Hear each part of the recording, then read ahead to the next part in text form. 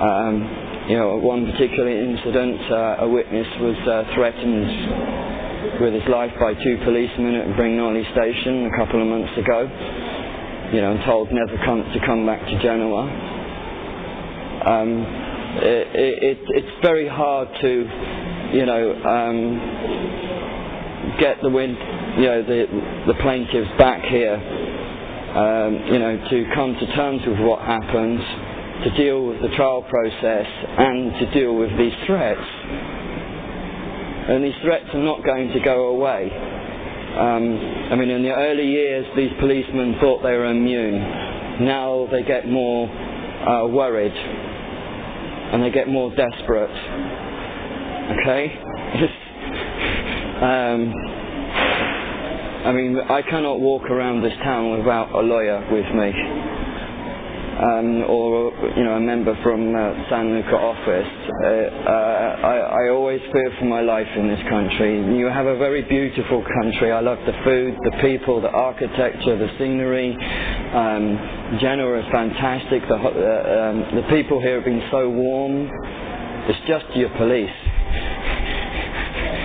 and your politicians. I hope as an Englishman I can give perhaps a different view of this country, looking from the outside, and also of what your police force has done to international peaceful people. To this day I still can't understand the mentality of these police, of what they did and why they tried to do what they tried to do to us. I still don't understand the mentality. I can only put it down to fascism. Could the Diaz raid happen again? Well, there was a G8 in 3 years here. Can it happen elsewhere in Europe? We've had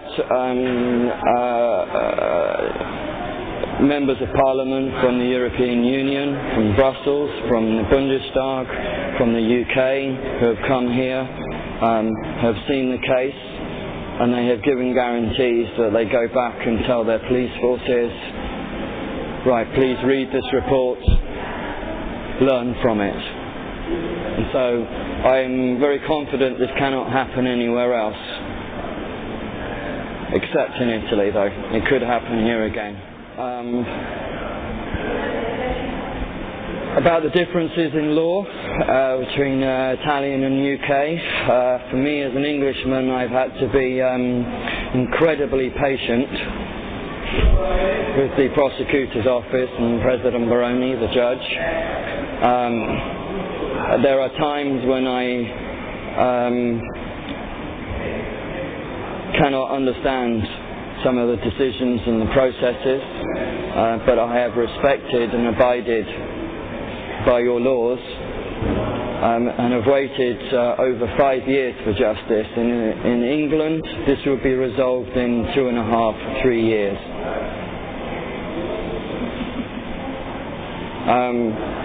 Including the parliamentary inquiry.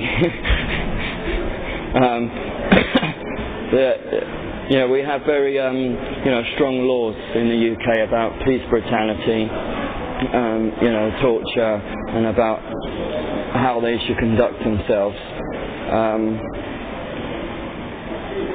I have had to, despite limitations of language and of understanding Italian law, I have learnt much about the process, and I almost become as good as my lawyers in understanding where the case goes.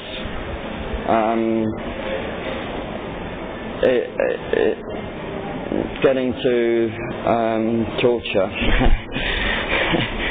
Well,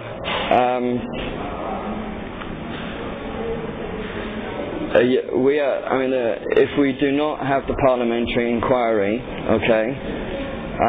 Covell Diaz and Bolsonaro are on course to go to Strasbourg, European Court of Human Rights. Now the penalties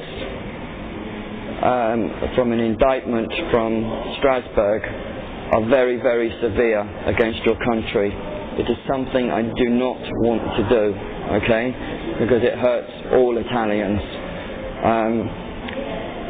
The European Union could suspend Italy from the European Union until you deal with fascism, if we win at Strasbourg, and we will. This is the reason for the parliamentary inquiry, so everything is dealt with in Italy. I'm hoping Italy will deal with the justice here, and I do not have to go outside. Now, for Italy to be a member of the EU, has to be a signatory of the human rights legislation, Article 7, which includes a section on torture. Yet Italy does not have a law on torture. George Bush can send Muslims here, to be tortured under the rendition process, and no one will bat an eyelid here. There's no law about it. I think this year, as we progress setting up the parliamentary inquiry, that a new torture law is going to be one of the major ingredients of this. And yes, I hope maybe in a couple of years you will sign in a law about torture. The parliamentary inquiry is not designed to investigate the police. The trial process has already done this, okay? The criminal side, okay? There is very little left to be investigated from the police side. But because the prosecutor's office and the judge do not have the power to question the politicians who ordered this raid, there is a need for this parliamentary inquiry. I am hoping that the prosecutor's office, and when we win the case, that President Moroni will then submit reports to the parliamentary inquiry, so then they can make recommendations about reform for the police, so this can never happen again. In fact, strangely, I've just had an offer from the police union to begin negotiations about these reforms, and so I'm just considering this at this moment in time. I have not said yes. There are many personal and emotional issues involved in meeting this kind of man.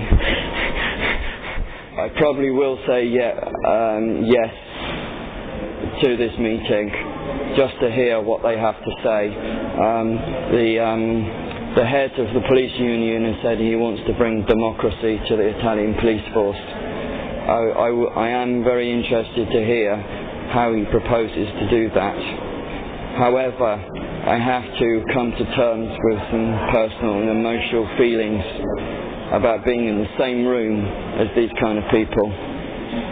Just to explain the history so far, the parliamentary inquiry, I saw Bertinotti in October of 2005 with a translator, just by myself. I did not go to the other plaintiffs at that stage because I did not know whether Bertinotti would say yes or not. He was here in town gathering support to become party leader. He failed, but he became president of the parliament.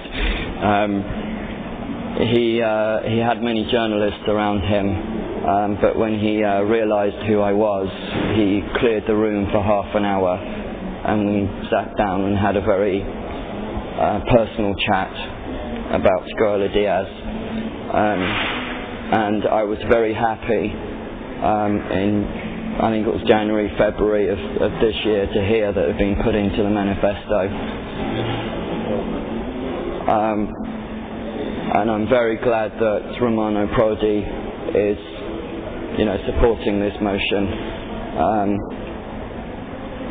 It is, it's probably one of the most serious things that he can accomplish as Prime Minister of this country, is to see this thing through, this parliamentary inquiry, because Italy needs good policemen. If you do not have this inquiry, things will stay the same. We still have, last week we came up short by 2 votes on the Constitution Commission. This is the events of what's happened so far. Grazie.